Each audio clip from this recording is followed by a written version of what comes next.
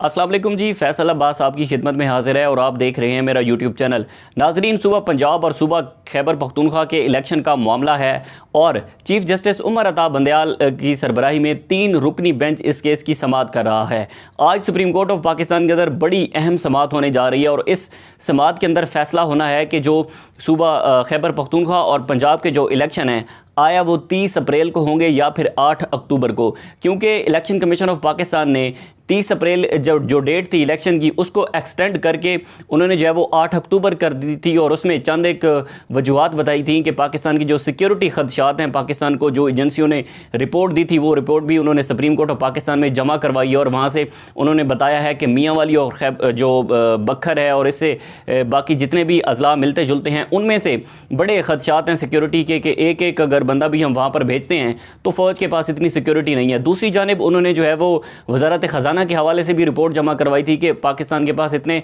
पैसे मौजूद नहीं है कि वो ये इलेक्शन करवा सके और फिर उसके बाद जो है वो जनरल इलेक्शन की तरफ जा सके। लेकिन उससे पहले हम देख रहे हैं कि जिस तरह से नून लीग ने सुप्रीम कोर्ट को मुतनाज़ बनाया है और पहले 9 रुकनी बेंच था, उसके बाद 7 रुकनी, फिर ये 3 रुकनी बेंच जो है वो आ बचा है जिस पर नून लीग की जानिब से बड़े एतराज़ात किए जा रहे हैं और नून लीग प्रॉपर इसके खिलाफ जो है वो एक सोशल मीडिया कंपेन भी चला रही है कि जो चीफ जस्टिस उमर अता बंदयाल हैं, यानी कि जो मरियम नवाज़ अपने जलसों में खड़ी होकर कहती थी कि हमें ईमानदार जजेस चाहिए, हमें इमरानदार जजेस नहीं चाहिए, यानी कि ये कह रही हैं कि अगर फैसला आता है कि इलेक्शन जो है वो आईन और कानून के मुताबिक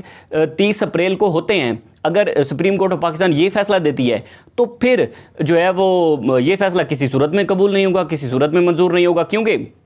वो एक जवाब बनाते हैं कि इसके पास जो 3 जजेज़ हैं इसको फुल कोर्ट बेंच होना चाहिए और फुल कोर्ट बेंच जो है वो इस केस की समाअत करे जिसमें जस्टिस काजी फ़ाइज़ ईसा और बाकी जितने जजेज़ हैं वो भी इसमें शामिल हों। लेकिन हम देख रहे हैं कि राना सनाउल्लाह साहब जो है वो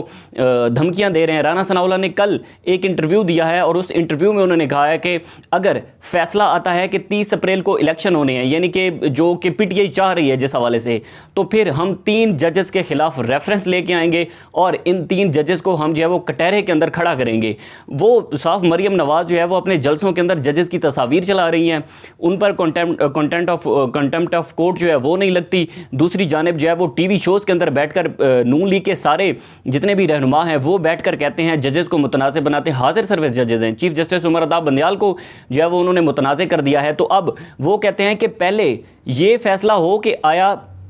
जो सुप्रीम कोर्ट है वो मुतनाज़ ना हो, यानी कि जितने भी जजेस हैं क्या वो सारे इस बात पर एग्री करते हैं कि इलेक्शन 30 अप्रैल को हो, या फिर उसके बाद वो कहती हैं कि पहले तो ये फैसला हो ना कि सारे जजेस आपस में मुतफिक हों, उसके बाद फैसला आया कि आया इलेक्शन का फैसला क्या करना है। वो कहते तो समटाइम कुछ रहनुमा उनके ये भी हमें कहते दिखाई देते हैं नून लीग के कि पहले जजेस अपने में वो एहतसाब कर लें कि सारे जजेस एक ही चीज़ पर मुतफिक हैं, फिर उसके बाद वो बेशक फुल कोर्ट अगर फैसला करता है इलेक्शन का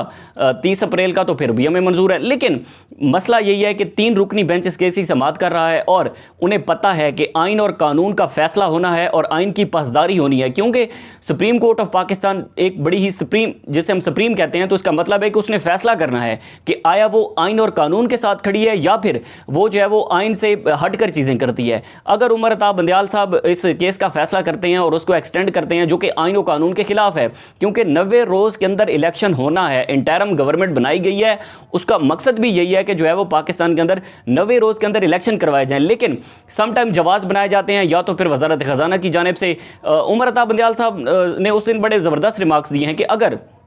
ये आप कहते हैं कि पाकिस्तान के अंदर सिक्योरिटी के खदशात हैं तो फिर अगर मुझे फ़ौज को बुलाना पड़ा तो फिर मैं उनको भी बुलाऊंगा कि आप आएँ और यहाँ पर आकर बताएं कि 90 रोज़ के अंदर इलेक्शन क्यों नहीं करवा सकते। लेकिन दूसरी जानिब जो है वो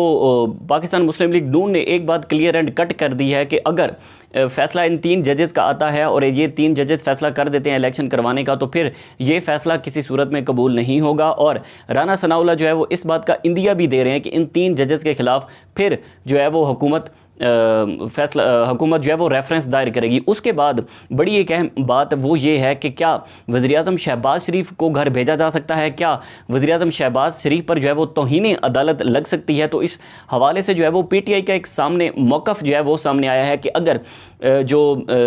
मतलब कि अगर फिर शहबाज शरीफ या ये किसी भी तरह से जजेस को जो है वो दबाओ या जजेस को प्रेशराइज़ करके या फिर जजेस के जो है वो ब्लैकमेल करके अगर ये फ़ैसला करवा लेते हैं जो 8 अक्टूबर को इलेक्शन का, यानी कि इस डेट से एक्सटेंड हो जाते हैं, डिले हो जाते हैं, तो फिर वज़ीर-ए-आज़म शहबाज शरीफ पर जो है वो तौहीन अदालत लगेगी। और इससे पहले भी 2 वज़ीर-ए-आज़म पर तौहीन अदालत लग चुकी है, तो फिर वज़ीर-ए-आज़म शहबाज शरीफ को भी घर जाना होगा। अब ये बड़ा एक अहम मामला है। इस हवाले से आज जो है वो सुप्रीम कोर्ट ऑफ पाकिस्तान के अंदर 11:30 बजे समाअत है। उस समाअत के अंदर देखते हैं कि क्या आइन और कानून जीतता है या फिर जो डिलिंग टैक्स कर रहे हैं या फिर ये जो जितनी भी पीडीएम मिलकर इलेक्शन को इल्तवा का शिकार बना रही है, या फैसला इनके हक में आता है। मुझे दीजिए इजाज़त। अल्लाह हाफ़िज़।